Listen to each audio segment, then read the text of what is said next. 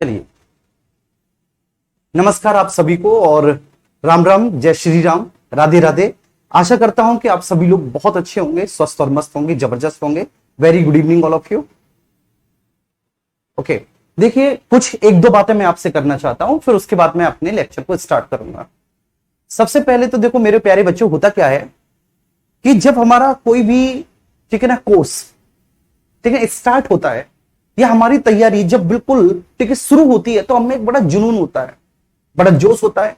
ऐसा लगता है कि बस अब वर्दी दूर नहीं, ठीक है, अब तो 2 स्टार लगाकर ही आऊंगा, चाहे कुछ भी हो जाए, है ना। और मतलब एक अजीब उत्साह होता है, वो आप सबके भीतर है, मुझे पता है बहुत अच्छे से, मैं बहुत बेहतर तरीके से जानता हूं। लेकिन धीरे धीरे होता क्या है कि जिस, ठीक है, तरह से आपकी तैयारी आगे बढ़ती है, आपके सब्जेक्ट्स एक कंप्लीट होते चले जाते हैं, वैसे वैसे आपका जो जुनून है, जो जोश है, वो ठंडा पड़ते जाता है। तो एक प्रॉमिस करो मेरे प्यारे बच्चों, सभी लोग, ठीक है, इस जोश और जुनून को बिल्कुल भी आप लोग ठंडा नहीं होने दोगे। पूरी ईमानदारी के साथ आप मेहनत करोगे और जो भी, ठीक है, आपको क्लास में बताया जाता है, जो भी पढ़ाया जाता है, उसे क्लास में याद करोगे।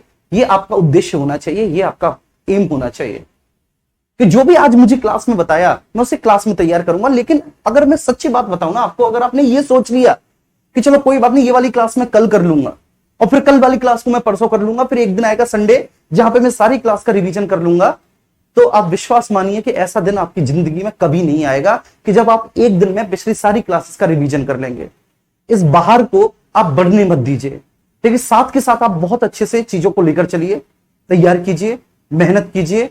और मैं अपनी क्लास में तो, ठीक है बच्चों, बस मेरा उद्देश्य यही रहता है कि जितना भी मैं क्लास में पढ़ाऊं, जितना भी मैं आपको समझाऊं, वो क्लास की क्लास में आपको लर्न हो जाए, आपको याद हो जाए, ठीक है। ये मेरा उद्देश्य होता है। बाकी का आप सभी के उज्जवल भविष्य की कामना करता हूं, ठीक है। एक छोटा सा मुझसे वादा करो कि मिलने आओगे तो भैया 2 स्टार में आओगे, ठीक है। चलिए आइए स्टार्ट करते हैं आज के सेशन को। हम लास्ट टाइम कैबिनेट मिशन पर थे, कैबिनेट मिशन को हम देख रहे थे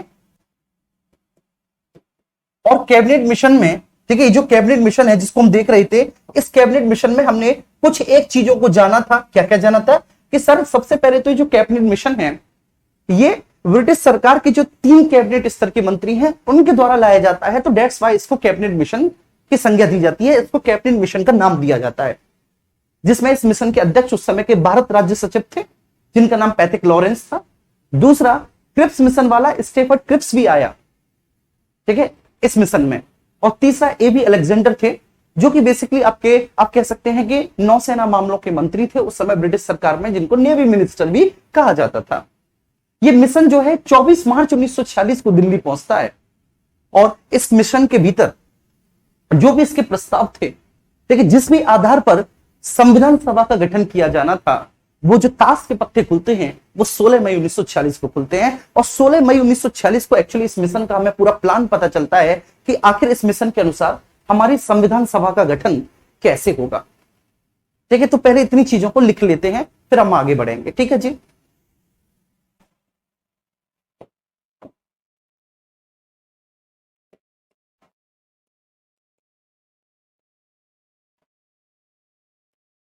कैबिनेट मिशन यह है 24 मार्च 1946 को दिल्ली पहुंचा, दिल्ली पहुंचा, ठीक है। और इसके बाद इसने 16 मई 1946 को 46 को, ठीक है, अपना प्रस्ताव प्रस्तुत किया, इसने प्रस्तुत किया। यह ब्रिटिश सरकार के 3 कैबिनेट स्तर के मंत्रियों के द्वारा लाया गया था। और वो ब्रिटिश सरकार के जो 3 कैबिनेट स्तर के मंत्री थे भैया जी, वो कौन कौन थे, ठीक है। तो सबसे पहले अगर पूछा जाए कि भाई इस मिशन का अध्यक्ष कौन था, तो अध्यक्ष कौन था भैया जी इस मिशन का? पैथिक लॉरेंस था, आपको याद हो गया होगा। और उस समय पैथिक लॉरेंस था कौन? तो उस समय पैथिक लॉरेंस भैया जी भारत राज्य सचिव था, मतलब वो भारत राज्य सचिव की हैसियत से इस मिशन में आया था, वो भारत राज्य सचिव की हैसियत से इस मिशन में आया था। तो वो कौन था भैया जी? भारत राज्य सचिव था, सचिव था, ठीक है, पैथिक लॉरेंस। दूसरा कौन था? स्टैफोर्ड क्रिप्स था, क्रिप्स था। ये कौन था सर स्टैफोर्ड क्रिप्स? ये बोर्ड ऑफ ट्रेड का सेक्रेटरी था। जो बोर्ड ऑफ ट्रेड था ये उसका सचिव था बोर्ड ऑफ ट्रेड का। और भैया जी तीसरा कौन था? तीसरा इसमें एबी अलेक्जेंडर था। एबी अलेक्जेंडर था। और एबी अलेक्जेंडर कौन है सर? नौसेना मामलों का मंत्री है, ठीक है, नेवी मिनिस्टर है। कुल मिलाकर ये मिशन आता है और इसी मिशन के द्वारा सुझाई गई अनुशंसाओं के आधार पर संविधान सभा का गठन हुआ। तो जब कभी भी आपसे एग्जाम में पूछा जाए कि निम्न में से संविधान सभा का गठन किस एक प्रस्ताव के तहत हुआ, ठीक है, तो फिर वहां पर आपके पास जो ऑप्शन होगा सही वो कैबिनेट मिशन होगा। तो ये बात तो क्लियर है कि कैबिनेट मिशन के द्वारा सुझाई गई अनुशंसाओं के आधार पर ही, ठीक है भैया जी, आपकी संविधान सभा का गठन हुआ। चलिए, जब ये कैबिनेट मिशन भारत भेजा था तो उस समय एक प्रश्न पूछ लिया जाता है कि भाई उस समय ब्रिटिश प्राइम मिनिस्टर कौन था? ब्रिटिश प्रधानमंत्री कौन था? तो ब्रिटिश प्रधानमंत्री क्लीमेंट एटली था। क्लीमेंट एटली, ठीक है। फरवरी 1946 में ही क्लीमेंट एटली ने यह घोषणा कर दी थी कि हम भारतीयों के लिए भारतीय शासन व्यवस्था को सुदृढ़ करने हेतु ठीक जल्द ही कुछ उद्घोषणा करेंगे। मतलब जो भारतीय लगातार संवैधानिक सुधारों की मांग कर रहे हैं तो उनकी इस मांग को पूर्ति करने के लिए हम जल्द ही ऐसा कोई प्रस्ताव लेकर आएंगे, जल्द ही इसकी उद्घोषणा करेंगे। और कुल मिलाकर ये फरवरी में क्लीमेंट एटली ने बोला है और ठीक है आपके 24 मार्च 1946 को कैबिनेट मिशन दिल्ली पहुंच ही चुका था। ठीक है, चलिए तो नंबर फर्स्ट पॉइंट आपको क्या लिखना है? आपको यह ध्यान रखना है कि सर संविधान सभा का गठन कैबिनेट मिशन के द्वारा सुझाई गई सिफारिशों के आधार पर हुआ। मैं इस बात को लिख दूं, ठीक है ना, क्लियर है? तो संविधान सभा का गठन, the formation of constituent assembly, सभा का गठन, ठीक है, कैबिनेट मिशन के आधार पर हुआ। मिशन के आधार पर हुआ। क्लियर है? चलिए, तो ये बात आपको बहुत अच्छे से समझ में आ गई होगी। अब नेक्स्ट हम आगे चलते हैं, एक कहानी समझते हैं, कहानी क्या है, ठीक है, पूरी कहानी, ठीक है। और जब हम कहानी को समझ लेंगे ना मेरे प्यारे साथियों, उसके बाद ही हम आगे बढ़ते हैं, ठीक है। कहानी कुछ इस तरह से है, मैं यहां पे सामने खड़ा हो जाता हूं, पीछे ब्लैंक स्लाइड है, ठीक है, मेरी बात समझिए। जैसे आज आप पूरे भारत के राज्य क्षेत्र को देखते हैं तो आप पाते हैं कि जो संपूर्ण भारत का राज्य क्षेत्र है वो बेसिकली दो प्रकार के टेरिटोरी से मिलकर बना है। हमारे भारत में 28 स्टेट हैं और 8 यूटी हैं। आप मानते हो कि नहीं? तो 28 स्टेट और 8 यूटी से मिलकर हमारा पूरा भारत संघ बना है। Clear? The union of India, ठीक है, हमारा 28 राज्य और 8 यूनियन टेरिटोरी से मिलकर बना है। तो उस समय का जो भारत था, उस समय के भारत में, ठीक है, ब्रिटिश प्रांत थे, ठीक है, ब्रिटिश प्रोविंसेस थे, ब्रिटिश प्रांत थे, और दूसरा उसमें प्रिंसली स्टेट्स थे। प्रिंसली स्टेट्स बोले तो देसी रियासत है।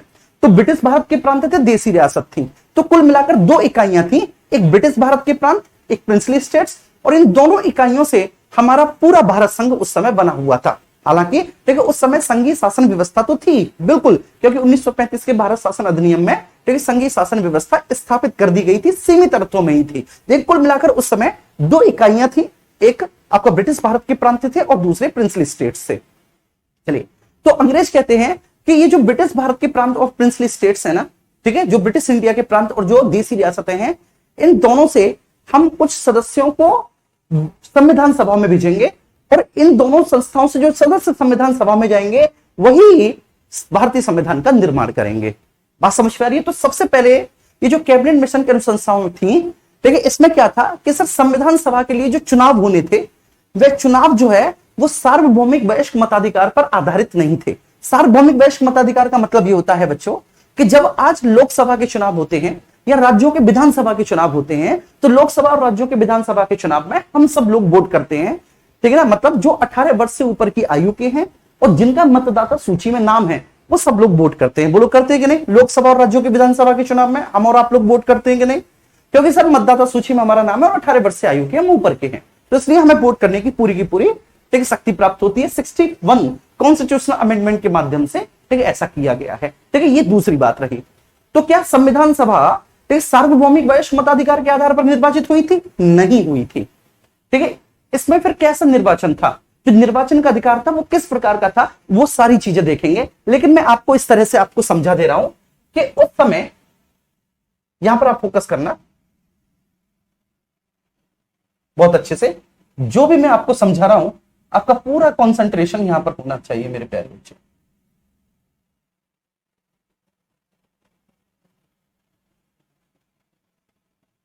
चलिए ठीक है, उस समय जो था, ठीक है, संपूर्ण भारत में आपके दो तरह के, ठीक है ना, इकाइयां थी, दो तरह के आपके क्षेत्र थे।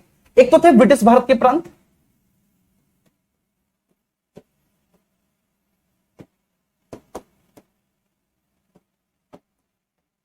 ब्रिटिश भारत के प्रांत, और दूसरे थे आपके प्रिंसली स्टेट्स, देसी रियासतें। ठीक है, अच्छा, ये मेरे प्यारे बच्चे देसी रियासतें वो होती थी जिनमें राजा, महाराजा, नवाबों, निजामों, इनका शासन था। ठीक है, तो देसी रियासतें जो प्रिंसली स्टेट्स थी, वो प्रिंसली स्टेट्स कौन थी? तो भैया जी, प्रिंसली स्टेट्स के जो एडमिनिस्ट्रेटर होते थे, जो प्रशासक होते थे, वो वहां के राजा, वो वहां के महाराजा, वो वहां के नवाब, ठीक है, ये सब लोग होते थे प्रिंसली स्टेट्स। ठीक है ना, और उस समय भारत में 550 से ऊपर प्रिंसली स्टेट्स थी। इन प्रिंसली स्टेट्स की संख्या, देसी रियासतों की संख्या लगभग 550 से ऊपर थी मेरे प्यारे बच्चे। और ये जो ब्रिटिश भारत के प्रांत थे ना, ठीक है, ये ब्रिटिश भारत के प्रांत, इन ब्रिटिश भारत के प्रांतों की संख्या थी बचिया जी 15। कितनी थी उस समय? ब्रिटिश भारत के प्रांतों की संख्या थी उस समय 15। अब इन 15 में से, ठीक है, ये ध्यान रखना है, इन 15 में से 4 ऐसे प्रांत थे जहां पर चीफ कमिश्नर का शासन था। ठीक है, 15 में से 4 ऐसे प्रांत थे, 4 ऐसे प्रोविंसेस थे मेरे प्यारे बच्चे, ठीक है, जहां का मुख्य प्रशासक कौन था? जहां का मुख्य प्रशासक चीफ कमिश्नर होता था। ठीक है, तो 4 ऐसे प्रांत थे जहां का मुख्य प्रशासक, चीफ कमिश्नर होता था। चीफ कमिश्नर होता था। बात समझ में आ रही है? और बाकी के बचे हुए भैया जी कितने बचे? ठीक है, 15 में से 4 गए तो कितने बचे? तो भैया जी 15 में से 4 गए तो 11 बचे। इतना गणित हमारा भी अच्छा है, 11 और 4 15 होते हैं। अब ये जो 11 प्रांत हैं, 11 प्रांत ऐसे हैं जहां पर मुख्य प्रशासक जो है वह गवर्नर होता था। ठीक है, तो 11 प्रांतों में मुख्य प्रशासक कौन होता था भैया जी? 11 प्रांतों में मुख्य प्रशासक गवर्नर होता था। उम्मीद करता हूं कि बात बहुत अच्छे से समझ में आ गई होगी। देखो मेरे प्यारे बच्चे, अगर आप हिस्ट्री, ज्योग्राफी, इकोनॉमी, ठीक है, इनफैक्ट मैं सारे विषय पढ़ाता हूं, अगर आप मुझसे पूछो तो ऐसा नहीं कि पॉलिटी मेरा कोई फेवरेट विषय है, मेरा फेवरेट विषय ज्योग्राफी है।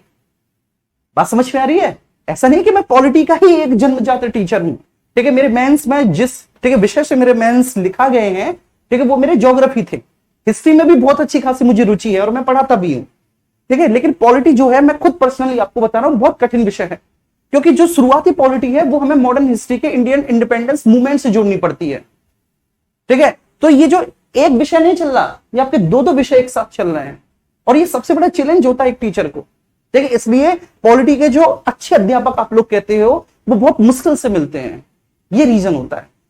ठीक है, तो ये बात आप समझना। चलिए, तो बस इतना। तो मुख्य प्रशासक जो है वो ये जी, वो मुख्य प्रशासक, यहाँ पे कौन होगा? गवर्नर। ये गवर्नर के कितने प्रांत होंगे? 11 प्रांत होंगे। अच्छा, अब ये जो ब्रिटिश भारत के प्रांत होंगे, तो अब हमें करना क्या है? तो हम इन दोनों से, ये जो दोनों ही बच्चे इकाइयां हैं, ब्रिटिश भारत के प्रांत और देसी रियासतें, इन दोनों इकाइयों से हमको सदस्य भेजने हैं संविधान सभा में। कहां पर भेजने हैं भैया जी? संविधान सभा में हमें सदस्य भेजने हैं। और वही क्या करेंगे? वही भारतीय संविधान का निर्माण करेंगे। वही सदस्य क्या करेंगे भैया जी? जो संविधान सभा में जाएंगे, कॉन्स्टिट्यूएंट असेंबली में बैठेंगे, और कॉन्स्टिट्यूएंट असेंबली में बैठकर क्या करेंगे? भारतीय संविधान का निर्माण करेंगे। ठीक है, तो कुल मिलाकर ये बात आपको समझनी है कि भैया जी, जो ब्रिटिश भारत के प्रांतों से जो सदस्य संविधान सभा में जाएंगे, उनके लिए इलेक्शन होगा। ठीक है, जो सदस्य ब्रिटिश भारत के प्रांतों से जाएंगे, उनके लिए भैया जी क्या होगा? उनके लिए इलेक्शन होगा, उनका निर्वाचन होगा। बात समझ में आ रही है? उनका इलेक्शन होगा। ये बात बहुत अच्छे से क्लियर हो रही है मेरे प्यारे बच्चे? तो उनका क्या होगा सर? उनका इलेक्शन होगा, उनका होगा निर्वाचन। ठीक है, और जो यहां से जाएंगे देसी रियासतों से, जो सदस्य देसी रियासतों से जाकर संविधान सभा में बैठेंगे और भारतीय संविधान के निर्माण में अपना योगदान देंगे, बेसिकली उनका इलेक्शन नहीं होना, ठीक है, वो नॉमिनेट होंगे, वो मनोनीत होंगे। बात समझ में आ रही है? तो उनका नॉमिनेशन होगा और इन वालों का भैया जी क्या होगा, इन वालों का इलेक्शन होगा। उम्मीद करता हूं कि ये बात आपको बहुत अच्छे से समझ में आ गई होगी कि इनका तो इलेक्शन होगा और इनका भैया जी क्या होगा, नॉमिनेशन होगा। यहां तक कोई इशू नहीं है। अब देखो कहानी क्या है, कहानी ये है कि भैया जी ठीक है, ब्रिटिश भारत के प्रांत और देशी रियासतों के जो ठीक है प्रतिनिधि हैं, वे दोनों मिलकर संविधान सभा में बैठकर भारतीय संविधान का निर्माण करेंगे। लेकिन सबसे बड़ी बात क्या है कि सर यहां पर इनके लिए इलेक्शन हो रहा है, उनके लिए मनोनयन होना है। मनोनयन की प्रोसेस क्या है कि भैया जी जो देशी रियासतों के प्रमुख हैं, वो देशी रियासत के प्रमुख अपनी ठीक है रियासत में से किसी भी व्यक्ति को संविधान सभा में भेज सकते हैं, वो स्वतंत्र है, वो महिला को भेजें पुरुष को भेजें। तो इसलिए यहाँ पे नॉमिनेशन है, ठीक है, मनोनयन है। मनोनयन का मतलब है सर कोई इलेक्शन नहीं होगा, ठीक है ना। आपको जैसे मान के चलिए कि मैं एक रियासत हूं, ठीक है, सपोज दैट फॉर एग्जांपल कि मैं हैदराबाद रियासत हूं, ठीक है, और मुझे इन्विटेशन मिला है कि मेरा एक प्रतिनिधि संविधान सभा में ठीक है जाएगा। तो मैं चाहे तो खुद भी चला जा सकता हूं, मैं अपने बेटे को भी नॉमिनेट कर सकता हूं, मैं अपनी बेटी को भी नॉमिनेट कर सकता हूं, मैं अपने भाई को भी भेज सकता हूं। क्लियर है? तो यहां पर तो नॉमिनेशन होगा और यहां पर क्या होगा, इलेक्शन होगा। ये बात समझ में आ रही है? अच्छा, अब ये जो इलेक्शन होना था, इलेक्शन भैया जी टोटल कितने प्रांतों के लिए होना था, 15, जिनमें से 11 प्रांत ऐसे थे जहां पे मुख्य प्रशासक का शासक था, 4 प्रांत ऐसे थे जहां पे चीफ कमिश्नर का शासन था। अब ये जो 11 प्रांत थे जहां पे गवर्नर का शासन था, वो 11 प्रांत कौन कौन से थे? बिहार, बंगाल, उड़ीसा, असम, मध्य प्रांत, संयुक्त प्रांत, ठीक है, आपका मद्रास, बंबई, पंजाब और सिंध। 11 प्रांत बचे, ठीक है। देखिए 11 प्रांत हुए कि नहीं, फटाफट से देखिए।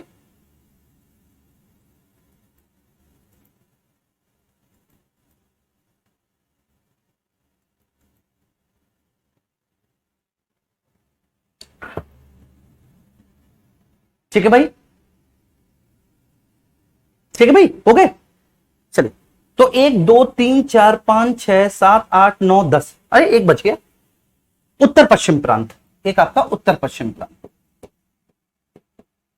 उत्तर पश्चिम प्रांत, माफ कीजिएगा, तो 11 हो गए, 11 प्रांत।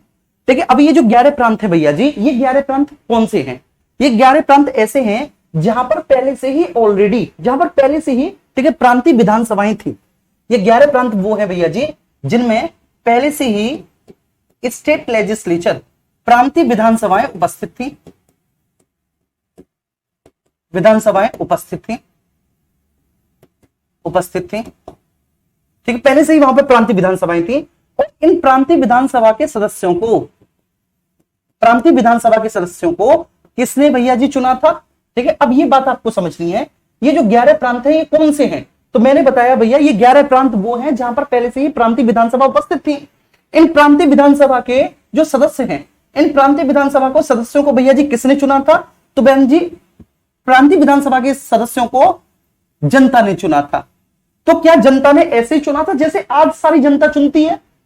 क्या जो जनता थी, क्या उस जनता को यूनिवर्सल एडल्ट सफ्रेज का अधिकार प्राप्त था? मतलब क्या उस जनता को सार्वभौमिक वयस्क मताधिकार प्राप्त था?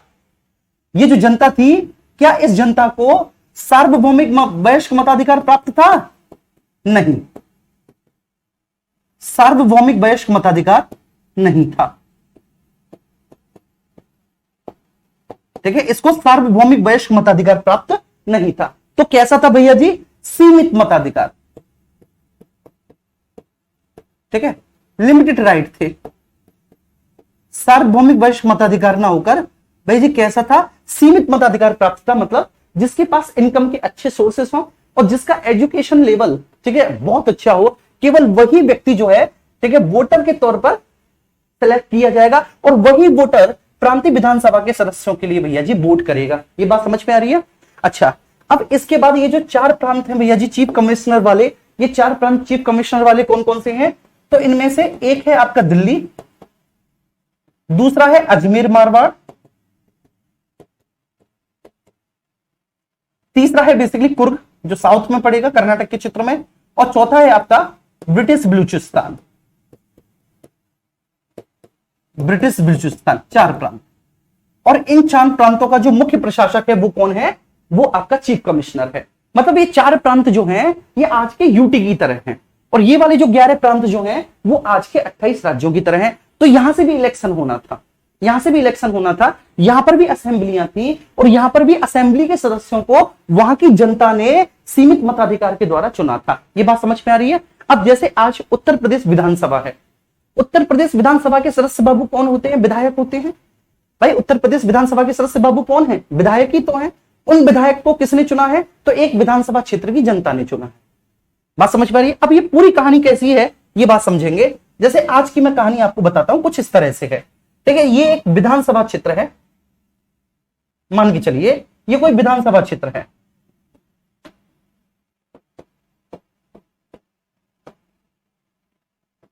विधानसभा क्षेत्र है, ठीक है। और इस विधानसभा क्षेत्र की जो जनता है, जो जनता है बेसिकली, ठीक है ना, तो इस विधानसभा क्षेत्र की जनता, वो जनता मतदाता कब बनेगी? है ना, जनता और मतदाता में मेरे प्यारे बच्चे अंतर होता है। तो वो जनता मतदाता कब बनेगी? तो वो जनता मतदाता तब बनेगी जब वह 18 वर्ष से ऊपर की आयु की होगी। क्या इतने से ही बन जाएगी? नहीं बाबू नहीं, केवल इतने से नहीं बनेगी, उसका मतदाता सूची में, वोटिंग लिस्ट में उसका नाम भी होना चाहिए, है कि नहीं? तो वोटिंग लिस्ट में, मतदाता सूची में उसका नाम भी होना चाहिए, उसका नाम भी होना चाहिए मतदाता सूची में, ठीक है ना। अच्छा, अब यहां पर क्या है कि विधानसभा क्षेत्र है, ठीक है, चुनाव होने रहे हैं। अब चुनाव हो रहे हैं तो बहुत सारे, ठीक है, पार्टी के अपने अपने प्रतिनिधि खड़े हैं। बहुत सारी पॉलिटिकल पार्टीज के बच्चिया क्या खड़े हैं? अपने अपने प्रतिनिधि। ये बीजेपी का है, ठीक है, ये कांग्रेस का प्रतिनिधि खड़ा है, ठीक है भैया, ये आपका बहन कुमारी मायावती जी की पार्टी का है, बसपा का प्रतिनिधि है, और ये समाजवादी पार्टी का प्रतिनिधि है। तो ऐसे करके भैया जी, ठीक है, 4 अलग अलग पॉलिटिकल पार्टी के रिप्रेजेंटेटिव्स यहां पे खड़े हुए हैं। मैं लिख देता हूं, ये वाला भैया जी बीजेपी का है, ठीक है, ये वाला बहन कुमारी मायावती जी, नहीं बहन कुमारी मायावती जी नहीं, ये अखिलेश यादव समाजवादी पार्टी, ये आपका बीएसपी बहुजन समाज पार्टी, और ये आपका बेचारी, ठीक है, जो कांग्रेस है उसका प्रतिनिधि खड़ा है। यहाँ पे 4 पॉलिटिकल पार्टी हैं। अब ये जो मतदाता हैं, अब यही आपको ध्यान देना है मेरे प्यारे बच्चे। अब ये जो मतदाता हैं, तो कोई मतदाता ऐसा होगा, ठीक है, फोकस करना, कोई मतदाता ऐसा होगा भैया जी जो बीजेपी को वोट करेगा, कोई ऐसा होगा जो समाजवादी पार्टी को वोट करेगा, कोई ऐसा होगा जो बीएसपी को वोट करेगा, कोई ऐसा होगा जो भैया जी कांग्रेस को वोट करेगा। बात समझ में आ रही है? बोलो है कि नहीं? ठीक है, सबकी अपनी अलग अलग चॉइसेस होंगी, किसी किसी अलग अलग इंटरेस्ट के आधार पर वो अपनी अलग अलग पॉलिटिकल पार्टीज को वोट करेंगे। लेकिन यहां पर ध्यान रखना है कि ये जो 18+, ठीक है ना, तो यहां पर जो आपको अधिकार प्राप्त है ना वोटिंग का, वोटिंग के ऐसे अधिकार को आप सार्वभौमिक वयस्क मताधिकार कहते हैं। वोटिंग के ऐसे अधिकार को आप क्या कहते हैं? वोटिंग के ऐसे अधिकार को आप सार्वभौमिक वयस्क मताधिकार बोलते हैं। मेरे प्यारे बच्चे, मेरी बात समझ में आ रही है? सार्वभौमिक वयस्क मताधिकार का मतलब होता है, इसको एडल्ट वोटिंग सफ्रेज कहा जाता है। कहने का आशय यह है कि वो व्यक्ति जो 18 वर्ष से ऊपर की आयु का है, मतदाता सूची में उसको नाम है, उसको वोट देने का अधिकार होगा। यहां पे कोई सीमित मताधिकार नहीं है। ये मताधिकार बेटा लिमिटेड तब होता जब ये शर्त लग जाती कि जैसे केवल ग्रेजुएट ही वोट दे सकते हैं। ठीक है, अब जैसे मान के चलिए बच्चे कि आपके विधान परिषद के सदस्य के चुनाव होते हैं। जो आपका विधान परिषद का सदस्य है, मुझे पता है कि थोड़ा सा मैं डिटेल में समझा रहा हूं। जो विधान परिषद का सदस्य है इसको हम कहते हैं MLC, member of legislative council, MLC. ठीक है बच्चे, और मैं आपको सच्ची बात बताऊं ना, आप बहुत अच्छे हाथों में हो। मैं अपनी खुद की तारीफ नहीं कर रहा। अगर आपको पॉलिटी ढंग से समझनी है ना तो इतना आपको पढ़ना पड़ेगा। ये बात आप ढंग से समझ लीजिए। ठीक है, तो ये एमएलसी और ये जो विधानसभा के सदस्य हैं इनको बोलते हैं एमएलए। विधानसभा सदस्य को क्या बोलते हैं? एमएलए। और विधान परिषद के सदस्यों को एमएलसी बोलते हैं। MLA means member of legislative assembly, और ये MLC means member of legislative council. तो जो विधान परिषद के सदस्य है ना बेटा, इन विधान परिषद के सदस्यों को जब वोट किया जाता है तो वहां पर सीमित मताधिकार होता है। वहां पर क्या होता है? वहां पर सीमित मताधिकार होता है। ठीक है, वहां पर आपका सार्वभौमिक वयस्क मताधिकार नहीं होता, वहां पर सीमित मताधिकार होता है। क्यों? क्योंकि उनको वोट देने वाले ठीक है ना, ग्रेजुएट होते हैं, जिनको मिनिमम ग्रेजुएशन किए हुए 3 साल हो चुकी हो। उनको वोट करने वाले बेसिकली टीचर होते हैं, और टीचर भी ऐसे नहीं हम जैसे, ठीक है ना, प्राइवेट बेचारे नहीं, ठीक है, सरकारी टीचर, और वो भी सरकारी टीचर बच्चे कौन से, सेकेंडरी और सीनियर सेकेंडरी के।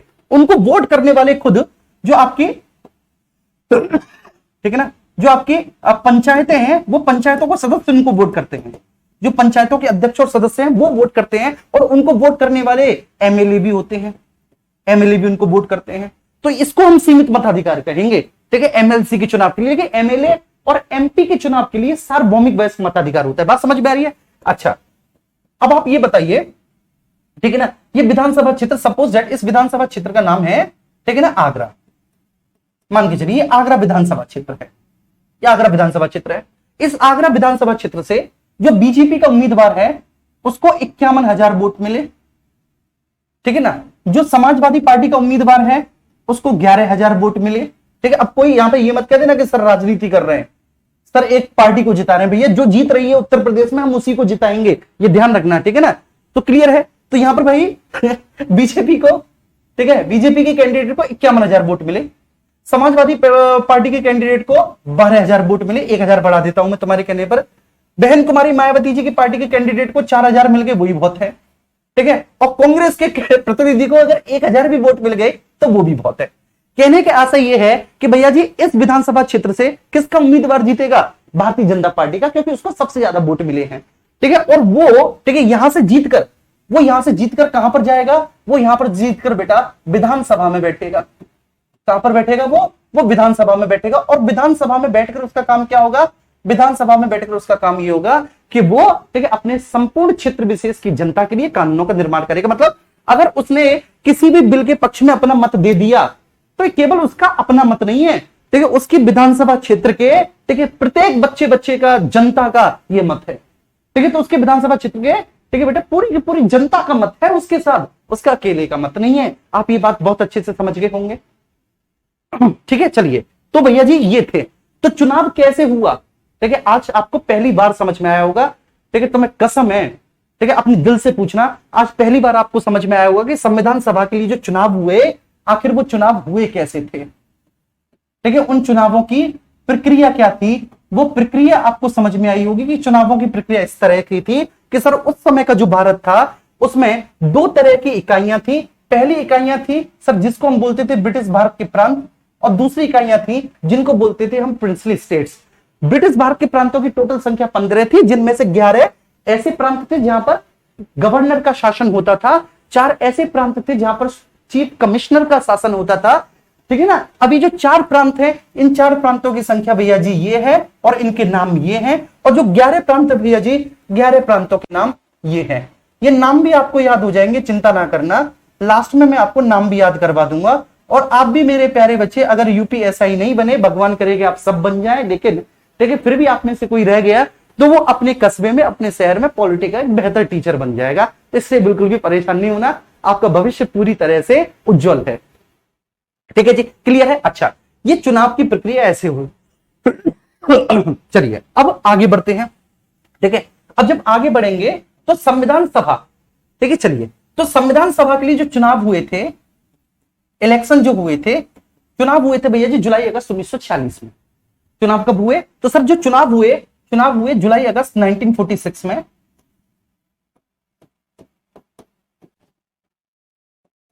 1946 में चुनाव हुए, ठीक है ना। और जो उसका रिजल्ट आया, रिजल्ट का मतलब क्या होता है बेटा, परिणाम जी। जो उसका परिणाम आया, तो परिणाम आता है मेरे प्यारे बच्चे लगभग अक्टूबर नवंबर में, ठीक है। तो परिणाम आता है चुनावों का अक्टूबर नवंबर 1946 में, नवंबर 1946 में। लेकिन उससे पहले भी एक कहानी है, उस कहानी को भी आप लोग समझते हुए जाइएगा। उससे पहले क्या कहानी है, चुनाव जुलाई अगस्त 1946 में होते हैं, परिणाम अक्टूबर नवंबर 1946 में आता है। कहानी कुछ इस तरह से घटित होती है मेरे प्यारे बच्चे, ये आपको समझना है कि सर सबसे पहले प्रांतीय विधानसभा के सदस्यों ने, जो उस समय की जो प्रांतीय विधानसभाएं थी, प्रांतीय विधानसभाओं के सदस्यों ने बेटा इन चुनाव में भाग लिया था, आम जनता ने नहीं लिया था, ठीक है ना। तो ये पॉइंट्स आप लोगों को लिखने हैं। जो चुनाव हुए थे, इन चुनावों में आपसे पूछा जाए क्या आम जनता ने भाग लिया था, ठीक है, नहीं, ठीक है। प्रांतीय विधानसभाओं के सदस्यों ने प्रांतीय असेंबली में वोट किया था, प्रांतीय विधानसभा, ठीक है, जिसको आप स्टेट लेजिस्लेचर कहते हैं, प्रांतीय विधानसभा के सदस्यों ने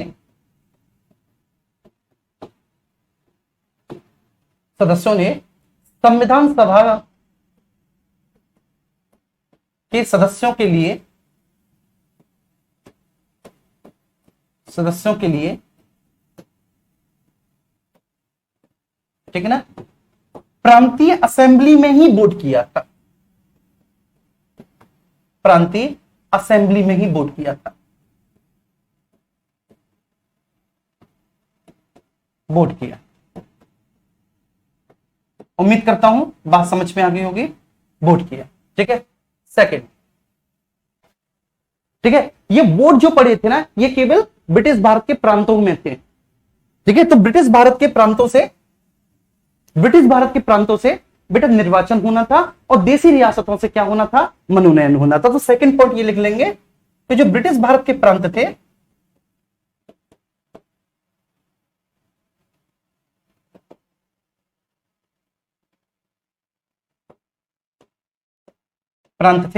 ब्रिटिश भारत के प्रांतों के लिए भैया जी क्या होना था, चुनाव। बात समझ में आ रही है। तो ब्रिटिश भारत के प्रांतों के जो सदस्य हैं, जो भैया जी आपके ब्रिटिश भारत के प्रांतों के सदस्य हैं, ठीक है भैया जी, वो क्या करेंगे, वो चुनाव करेंगे, वो इलेक्शन करेंगे, और इलेक्शन करने के बाद वो संविधान सभा के लिए सदस्यों को, ठीक है ना, चुनेंगे। और जो आपके प्रिंसली स्टेट्स हैं, जो देसी रियासतें हैं, देसी रियासतों में इलेक्शन नहीं होना था, देसी रियासतों में भैया जी क्या होना था, नॉमिनेशन, मतलब हिंदी में मनोनयन होना था, नॉमिनेशन होना था, ठीक है, मनोनयन होना था। यह बात भी आपको बहुत अच्छे से समझ में आ गई होगी। अब तीसरा पॉइंट सर ये होता है कि हमने चुनाव क्षेत्रों का निर्धारण कैसे किया।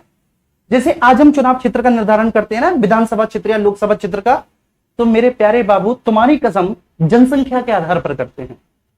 आज जब एक चुनाव क्षेत्र का निर्धारण किया जाता है, जैसे आज, ठीक है, टोटल लोकसभा क्षेत्रों की संख्या कितनी है, वर्तमान में 543 है लोकसभा क्षेत्र की संख्या। तो इसका मतलब है कि संपूर्ण भारत की जनसंख्या को हमने 543 हिस्सों में बांट दिया, ठीक है ना, क्षेत्र विशेष के आधार पर। तो ऐसे ही जो चुनाव क्षेत्रों का हमने निर्धारण किया था, वो जनसंख्या के आधार पर किया था।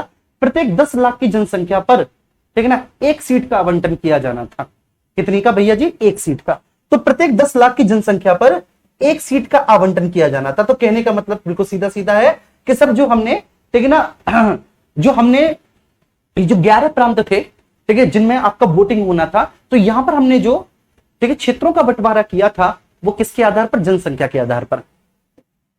क्लियर है। तो ध्यान रखना, प्रत्येक 10 लाख की जनसंख्या पर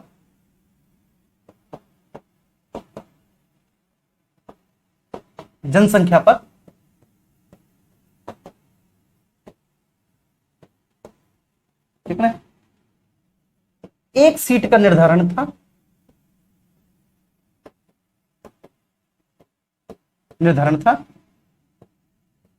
बात समझ में आ रही है। तो प्रत्येक 10 लाख की जनसंख्या पर एक सीट का निर्धारण किया गया था। अर्थात कहने का आशय बिल्कुल सीधा सा है, क्या सर, ठीक है, कि जो हमने सीटों का निर्धारण किया था, वो जनसंख्या के आधार पर किया था। अच्छा, अब सबसे इंटरेस्टिंग बात क्या है कि सर हमने इसमें सांप्रदायिक निर्वाचन प्रणाली को भी स्वीकार किया था।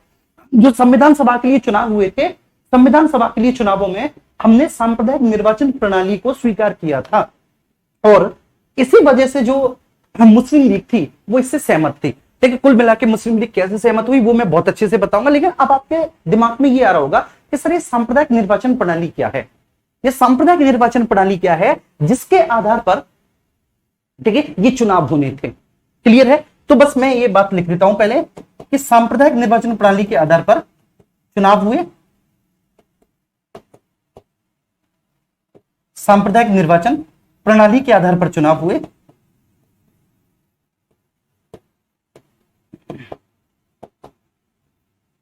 आधार पर चुनाव हुए। तीन प्रमुख समुदायों के मध्य,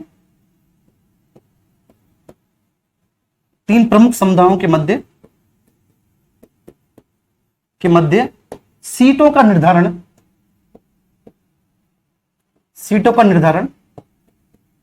उनकी जनसंख्या के आधार पर किया गया,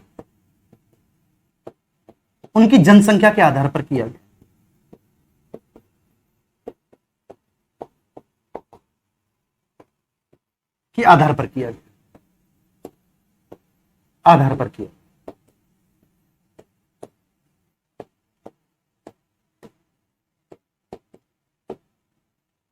किया गया। बात समझ में आ रही है? अब इतनी सारी कहानी आपके सामने है और इतनी सारी कहानी आपको समझनी है, ठीक है। अब आपका टाइम स्टार्ट होता है भैया जी, ठीक है, समझने का, ठीक है। इतना तो हम सब कुछ लिख लिए, मतलब जो हमें लिखना था। अब मेरी बात पर आप गौर करेंगे, सांप्रदायिक निर्वाचन प्रणाली क्या होती है, क्या नहीं होती, ठीक है, ये सब, ठीक है, हम छोड़ेंगे और हम चीज एक पकड़ेंगे कि भैया यहां पर आप देखो, मैंने बोला कि 11 प्रांत थे, है ना, क्या थे, 11 प्रांत थे और हर एक प्रांत के पास अपनी अपनी असेंबली थी। ये 11 प्रांत थे और प्रत्येक प्रांत के पास भैया जी क्या थी, प्रत्येक प्रांत के पास अपनी असेंबली थी। देखिए इस असेंबली में ही इन असेंबली के सदस्यों के द्वारा चुनाव होने थे। इस असेंबली में असेंबली के सदस्यों के द्वारा ही क्या होने थे, चुनाव होने थे। अब कहानी कुछ इस तरह से है, जैसे सपोज दैट हमको मान के चलना है फॉर एग्जांपल कि आपकी बंगाल असेंबली है, ठीक है, क्या है आपकी बंगाल असेंबली है, बंगाल प्रांतीय विधानसभा, बात एक ही होती है, या फिर आप क्या कह दो, बंगाल प्रांतीय विधानसभा है, बंगाल प्रांतीय विधानसभा है, ठीक है। इस बंगाल प्रांतीय विधानसभा में सपोज दैट बेटा जो सदस्यों की संख्या है वो 20 है, ठीक है। बंगाल प्रांतीय विधानसभा में कितने सदस्य हैं, 20 सदस्य। जैसे आज आपके उत्तर प्रदेश की जो विधानसभा है उसमें 400 सदस्य हैं ना, बोलो है कि नहीं भैया जी, लगभग 403 है उत्तर प्रदेश की विधानसभा में। तो ऐसे ही उस समय जो बंगाल की विधानसभा थी, तो बंगाल की विधानसभा में भैया जी सदस्यों की संख्या कितनी थी, 20 सदस्य थे, ठीक है। तो ध्यान रखना, संविधान सभा के सदस्यों के लिए चुनाव होना है। चुनाव किसके लिए होना है भैया जी, संविधान सभा के सदस्यों के लिए चुनाव होना है।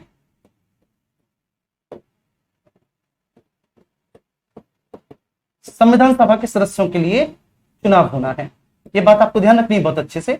चुनाव संविधान सभा के सदस्यों के लिए होना है।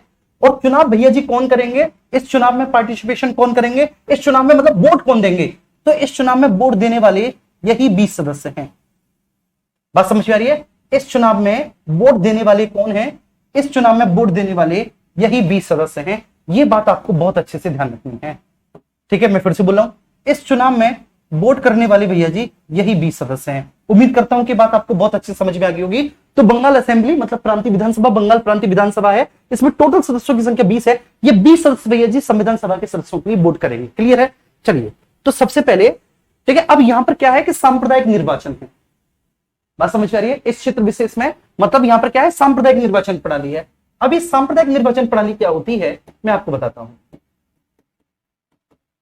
सांप्रदायिक निर्वाचन प्रणाली क्या होती है, ठीक है, इसे मैं आपको समझाता हूं। इसको कहते हैं कम्युनल इलेक्शन मेथड। क्या बोलेंगे, कम्युनल इलेक्शन मेथड। ये क्या है? तो बेटा ये जो 20 सदस्य हैं, ठीक है, जो बंगाल असेंबली में चुनकर गए हैं 20 सदस्य हैं, ये 20 विधानसभा क्षेत्रों से चुन के होंगे, है ना। जो 20 सदस्य हैं बेटा ये 20 चुनाव क्षेत्रों से आए होंगे, ठीक है, 20 कॉन्स्टिट्यूएंसी होंगी और 20 कॉन्स्टिट्यूएंसी से भैया जी ये 20 सदस्य चुनकर आए हैं। आप मानते हो कि नहीं भाई? अगले हर एक अलग अलग कॉन्स्टिट्यूएंसी से एक एक सदस्य चुनकर आया है। आप मानते हो कि नहीं? ठीक है, हर एक अलग अलग कॉन्स्टिट्यूएंसी से, हर एक अलग अलग कॉन्स्टिट्यूएंसी से एक सदस्य चुन के आया है। और भाई खड़े बहुत सारे लोग हुए होंगे, ठीक है ना, अलग अलग पॉलिटिकल पार्टी के बहुत सारे लोग खड़े हुए होंगे। बात समझ में आ रही है? कोई यहां पर इस समय कांग्रेस का, कोई मुस्लिम लीग का, कोई ठीक है ना कृषक प्रजा पार्टी का, कोई कम्युनिस्ट पार्टी का, तो ऐसे बहुत सारे कैंडिडेट होंगे, ठीक है ना, जो अपनी अपनी पॉलिटिकल पार्टी से खड़े हुए होंगे और कोई एक जीता होगा। बोलो जीता होगा कि नहीं बेटा? कोई एक जीता होगा। तो चुनाव क्षेत्रों की संख्या बच्चे कितनी हुई होगी? 20 हुई होगी चुनाव क्षेत्रों की संख्या। और जो वोट करने वाले लोग थे जिन्होंने इनको 20 सदस्यों को वोट किया, ठीक है ना, जो वोट करने वाले लोग थे जिन्होंने 20 सदस्यों को वोट किया, उनके पास सीमित मताधिकार था। बात समझ में आ रही है? सीमित मताधिकार मतलब वो सीमित मताधिकार के आधार पर, ठीक है, इनका चुनाव हुआ था। सीमित मताधिकार के आधार पर चुनाव हुआ था, मतलब कहने का मतलब है कि वो बहुत लिमिटेड लोग थे उस समय, जो या तो बेटा जिनकी इनकम बहुत अधिक थी या जिनके एजुकेशन का लेवल बहुत ही ज्यादा था, केवल उन्हीं को वोट करने का अधिकार था। अब यहां पर समझो, तो जिनकी या तो इनकम बहुत अधिक थी, जिनकी या तो इनकम बहुत अधिक थी या जिनके एजुकेशन का लेवल बहुत अच्छा था, वो लोग वोट करेंगे, ठीक है, अपनी अपनी कॉन्स्टिट्यूएंसी में। और जब वो लोग अपनी अपनी कॉन्स्टिट्यूएंसी में वोट करेंगे तो अपनी अपनी कॉन्स्टिट्यूएंसी में वोट करके वो भैया जी वो क्या करेंगे, अपनी अपनी कॉन्स्टिट्यूएंसी में वोट करके वो क्या करेंगे, तो अपनी अपनी कॉन्स्टिट्यूएंसी में वोट करके भैया जी वो एक सदस्य का चुनाव करेंगे। बोलो करेंगे कि नहीं, अरे बोलो ना, वो एक सदस्य का चुनाव करेंगे। तो वो करेंगे जैसे आज हम लोग करते हैं, लेकिन अपनी कॉन्स्टिट्यूएंसी में ठीक हम किसी एक विधायक को चुनते हैं। खड़े बहुत सारे पॉलिटिकल पार्टी के लोग होते हैं, जीतता कोई एक है, अरे बोलो ना बेटा, ठीक है। खड़े तो हर एक पॉलिटिकल पार्टी का सदस्य खड़ा होता है, लेकिन उनमें से जीतता तो कोई एक ही है ना, बोलो ना, जीतता तो कोई एक है, खड़ा हर एक पॉलिटिकल पार्टी का होता है। तो ठीक ऐसे यहां पर यह व्यवस्था है। यहां पर यह व्यवस्था क्या है कि सर वोट करने का जो अधिकार है, वोट करने का अधिकार only on the basis of the income and the education. तो केवल आय और शिक्षा के आधार पर जो उस समय के पढ़े लिखे लोग होंगे या पैसे वाले लोग होंगे, ठीक है, वो अपने अपने चुनाव क्षेत्रों से एक एक सदस्य को, ठीक है ना, जीता कर कहां पर भेजेंगे, बंगाल की प्रांतीय विधानसभा में भेजेंगे। और ऐसे 20 चुनाव क्षेत्र से, हर एक चुनाव क्षेत्र से एक एक सदस्य जीता। ऐसे 20 चुनाव क्षेत्र थे, हर एक चुनाव क्षेत्र से एक एक सदस्य जीता। टोटल 20 सदस्य बंगाल असेंबली में आ गए। अब ये जो 20 सदस्य हैं, ये 20 सदस्य किसको वोट कर रहे हैं, संविधान सभा के सदस्यों के लिए, है ना। अब ऐसे इस सांप्रदायिक निर्वाचन प्रणाली में मान के चलिए कि एक ऐसा चुनाव क्षेत्र है, एक ऐसा चुनाव क्षेत्र है जहां पर मुस्लिम बहुसंख्यक है। कौन बहुसंख्यक है भैया जी, मुस्लिम जी, क्लियर है। तो एक ऐसा भी चुनाव क्षेत्र है मेरे प्यारे बच्चे कि जहां पे बहुसंख्यक कौन है, जहां पर मुस्लिम बहुसंख्यक है, मतलब मुस्लिम मेजोरिटी है, मुसलमानों की जनसंख्या अधिक है। तो हमने इस क्षेत्र में बेसिकली सांप्रदायिक निर्वाचन प्रणाली स्थापित कर दी। तो यहां पर जो कैंडिडेट खड़ा होगा, कैंडिडेट बोले तो उम्मीदवार, यहां पर जो उम्मीदवार खड़ा होगा वह किसी भी पॉलिटिकल पार्टी का हो सकता है, लेकिन वो होगा मुसलमान ही। बात समझ में आ रही है। सांप्रदायिक निर्वाचन प्रणाली क्या होती है, इसको समझ लो कि यहां पर जो उम्मीदवार खड़ा होगा इस चुनाव क्षेत्र से, सपोज दैट इस चुनाव क्षेत्र का नाम है फॉर एग्जाम्पल ढाका चुनाव क्षेत्र, ये ढाका चुनाव क्षेत्र है फॉर एग्जाम्पल, और ढाका मुस्लिम बहुसंख्यक ही था। बात समझ में आ रही है बेटा, था भी वो। तो ढाका चुनाव क्षेत्र है, तो यहां पर ठीक है जो बहुसंख्यक है वो मुसलमान है, तो इसलिए, और ये क्षेत्र जो है इसको हमने रिजर्व कर लिया सांप्रदायिक निर्वाचन के लिए। तो सांप्रदायिक निर्वाचन क्या होता है कि भाई यहां पर जो उम्मीदवार खड़ा होगा वो मुस्लिम ही होगा। जैसे आज भी तो होता है कि भाई आपकी कोई सीट एससी के में आ गई, या कोई सीट एसटी के लिए रिजर्व हो गई, या कोई सीट महिला के लिए रिजर्व होगी, तो वहां पे वही तो खड़ी होती है। अगर कोई सीट एससी के लिए रिजर्व होगी तो वहां पे एससी उम्मीदवार खड़ा होगा, कोई सीट एसटी के लिए रिजर्व होगी तो वहां एसटी उम्मीदवार खड़ा होगा, कोई सीट ओबीसी के लिए रिजर्व होगी तो वहां ओबीसी खड़ा होगा। लेकिन वोट तो कोई भी दे सकता है ना, लेकिन यहां पर ऐसा नहीं था। यहां पर उम्मीदवार भी मुस्लिम होगा, और यहां पर जो वोटर होगा, जो मतदाता होगा, वह भी मुस्लिम ही होगा। मतलब बाकी के अन्य धर्मों के लोगों को वोट डालने का भी अधिकार नहीं होगा, बाकी के अन्य धर्म के लोगों को बेटा वोट डालने का अधिकार भी नहीं होगा। यही सांप्रदायिक निर्वाचन प्रणाली होती है। मैंने बहुत समझा दिया। तो सांप्रदायिक निर्वाचन प्रणाली के आधार पर चुनाव 3 प्रमुख समुदायों के मध्य उनके सीटों के निर्धारण, ठीक है, उनकी जनसंख्या के आधार पर किया गया। और वे 3 समुदाय कौन थे, मुस्लिम, सिख व सामान्य। सामान्य का मतलब है मुस्लिम व सिख को छोड़कर, मुस्लिम व सिख को छोड़कर।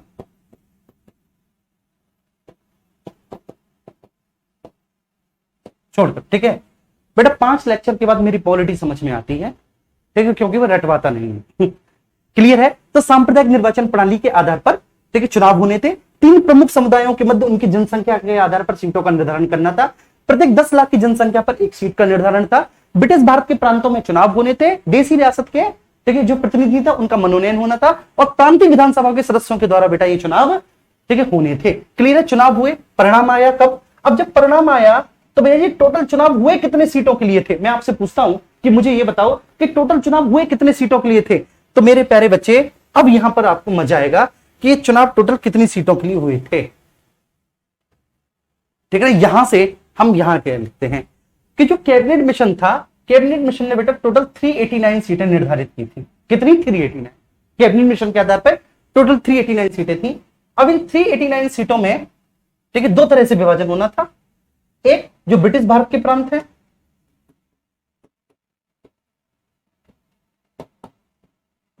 है, जब आप कभी ने पॉलिटी पढ़ा होगा, जब आपने कभी भी बेटा, तो सबसे पहले यही बता दिया गया होगा कैबिनेट मिशन पे कि भाई 389 सीटें होनी थी। ठीक है, इतनी ब्रिटिश भारत के प्रांतों से आनी थी और इतनी देशी रियासतों से आनी थी।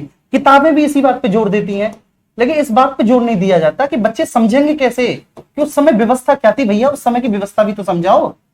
ठीक है, अगर ये समझ में आ गया उस समय व्यवस्था कैसी थी, तो बच्चे तो इतने अच्छे होते हैं कि वो 2 मिनट में इसको देख लेंगे। तो भैया जब ब्रिटिश भारत के प्रांत, तो दो ही तरह के स्टेट थे उस समय, दो ही तरह की प्रशासनिक इकाइयां थी, एक ब्रिटिश भारत के प्रांत थे और दूसरे देसी रियासत थे।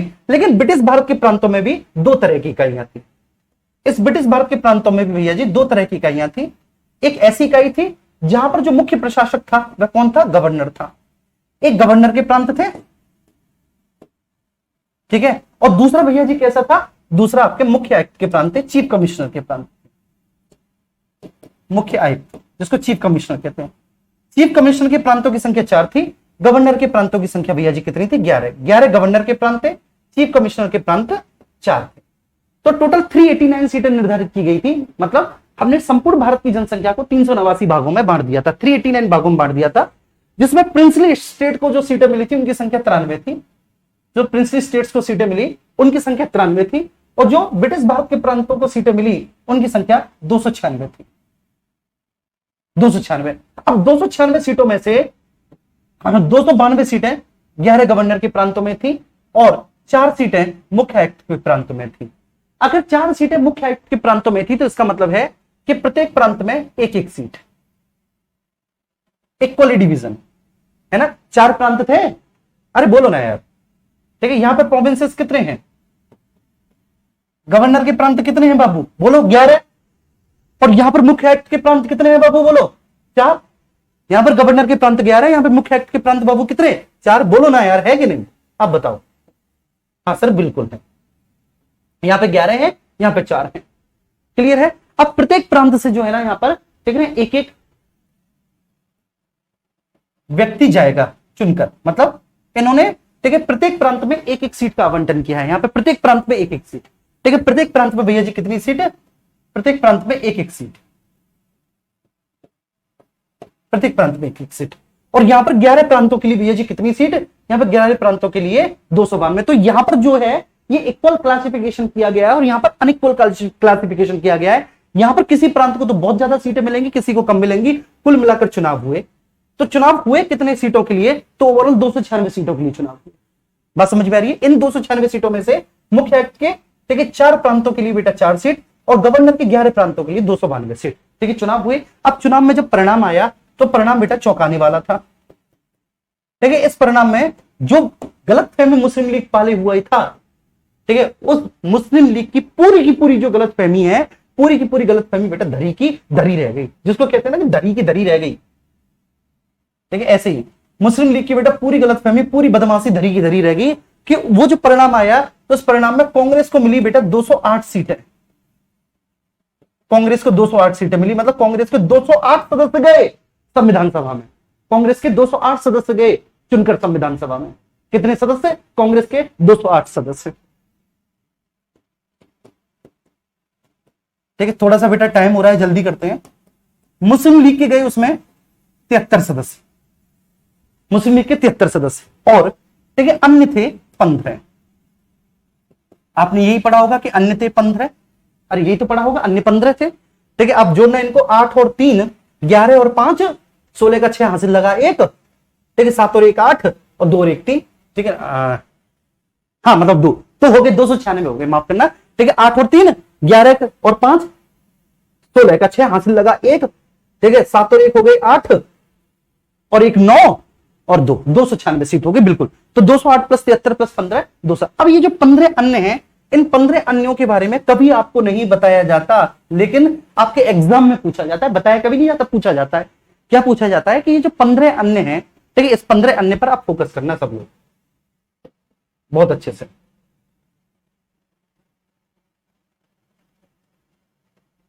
चलिए ठीक है, इस पर फोकस करना है आपको। ये जो 15 अन्य हैं ना मेरे प्यारे बच्चे, ठीक है, इन 15 अन्यों में से आपके 8 निर्दलीय हैं। 8 ऐसे हैं जो निर्दलीय हैं। 15 में से 8 निर्दलीय हैं जो किसी भी पॉलिटिकल पार्टी से खड़ी नहीं हुए, जो इंडिपेंडेंट है। ठीक है, जो इंडिपेंडेंट है तो फिर भैया जी उनके बारे में क्या। लेकिन 7 ऐसे हैं जो किसी ना किसी पॉलिटिकल पार्टी से हैं। ठीक है, 7 ऐसे हैं जो किसी ना किसी पॉलिटिकल पार्टी से हैं। एक कम्युनिस्ट पार्टी से है, एक communist party of India CPI से है, एक कम्युनिस्ट पार्टी से है। एक कृषक प्रजा पार्टी से है,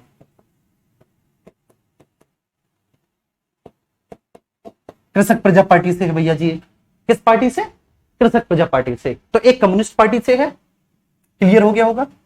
एक कृषक प्रजा पार्टी से है, क्लियर हो गया होगा। उसके बाद भैया जी एक है आपका यूनियनिस्ट पार्टी। ठीक है, यूनियनिस्ट पार्टी है तो एक यूनियनिस्ट पार्टी से है पार्टी, एक यूनियनिस्ट मुस्लिम पार्टी से है, यूनियनिस्ट मुस्लिम से है। ठीक है, एक यूनियनिस्ट शेड्यूल कास्ट से है और एक शेड्यूल कास्ट फेडरेशन से है, फेडरेशन से है। कितने हुए? 1 2 3 4 5 6, 6 हो गए। और एक जो है वह सिख पार्टी से है और सिख पार्टी को नॉन कांग्रेस कहा जाता है। उस सिख पार्टी को क्या कहा जाता है? नॉन कांग्रेस सिख पार्टी कहा जाता है। तो टोटल मेरे प्यारे बच्चे 7 जो है, 7, ठीक है, 7, ठीक है, पार्टी से हैं जो एक एक एक एक एक एक, ठीक है, एक एक एक पार्टी से है। इनमें से 8 निर्दलीय हैं, इस तरह से 15 अन्य हैं, इस तरह से 15 अन्य हैं।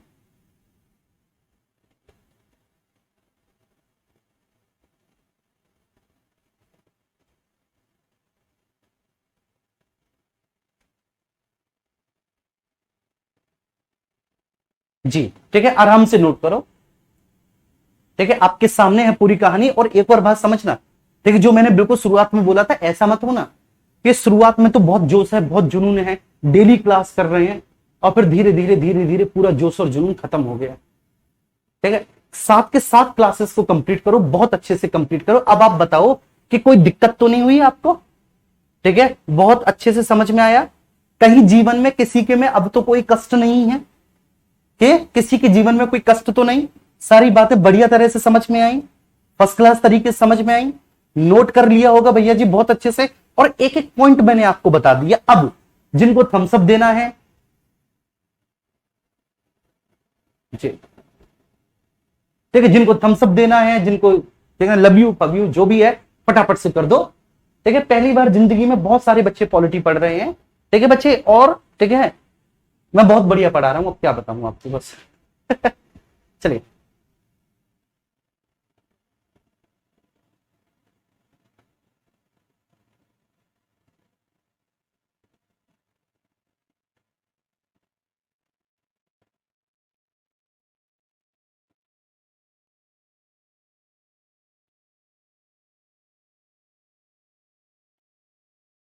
एक मिनट एक मिनट।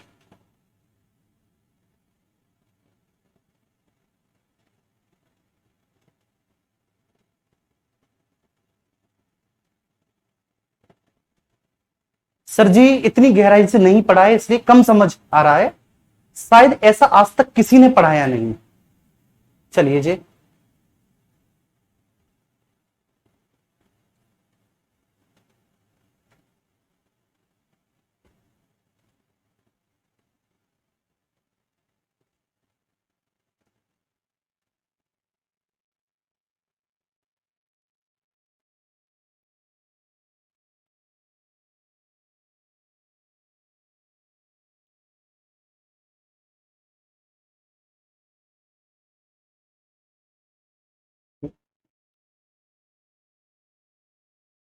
चलिए,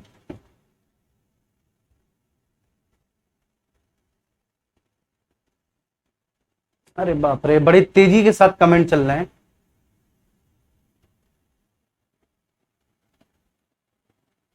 okay,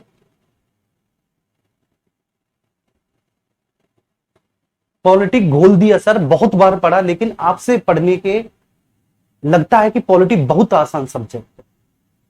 thank you so much, the best class Gurudev.